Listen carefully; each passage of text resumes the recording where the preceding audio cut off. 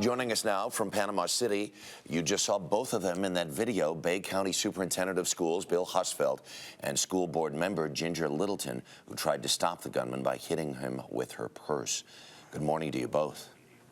Good morning, Harry. Have you had a chance to digest this yet? Does this all feel like what happened yesterday was real?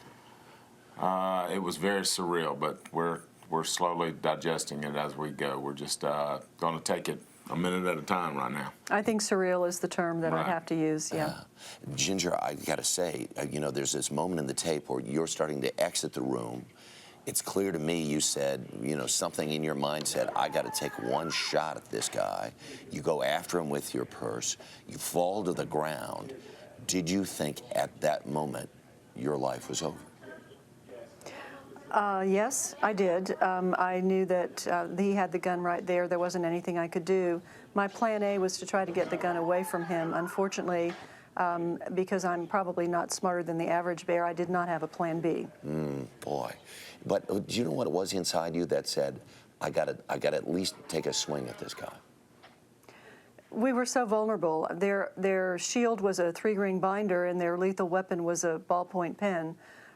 They were lined up like ducks in a pond, and this guy was very scary. So I could either leave, and I knew something bad was going to happen. I could either leave and try to live with myself if it did, or go back and try to at least delay or divert until we could get some help. Wow, Bill, there's the portions of this tape where you're really trying to communicate with Mr. Duke, trying to talk him down, as it were. As you looked him straight in the eyes, what did you think was on his mind? He had that look that, you know, it's very hard to describe, but he knew what was going to happen. He told us he was going to die, and in many different ways told us we were going to die. And, you know, Ginger, we're all very close.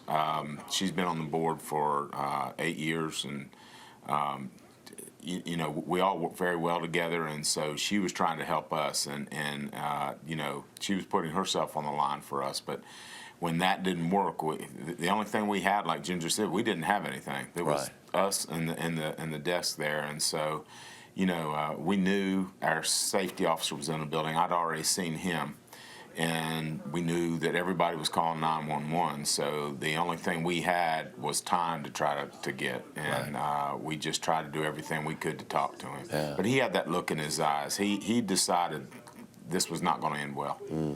He opens fire. I mean, he's pointing the gun right at you.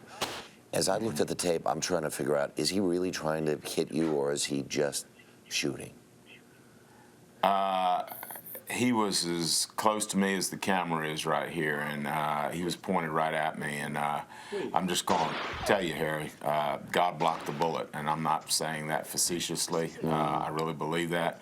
I knew that there was going to be somebody who was going to be killed in there, and he really had decided that he was going to die. I mean, there's no doubt, and Ginger saw it just a little bit of time she got to see him in there in the boardroom, but there's no doubt looking in his eyes, you know, there was going to be somebody was going to be killed, and you know, he'd made it very clear that he wanted to kill me and the rest of us in there, and so I don't think he was trying to miss. I believe what I said, and I think that that's what his intent was from the very beginning. Wow.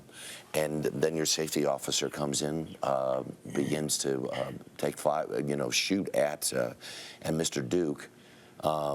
You know, unless he comes in at the time that he comes in, I guess maybe this would have had a completely different ending. Mike Jones is our safety officer. He's a retired police detective with the local police department. He's the hero in all this, and you know, I can't say enough. His timing was perfect. He wanted to make sure we were safe and everything was fine. The minute he heard that first shot, though, he came in, and you know, he was trained to wait for backup, but he knew once that first shot was fired, he didn't have time to wait anymore, and so he came in. And if you notice in the video, I'm sure you've seen the video.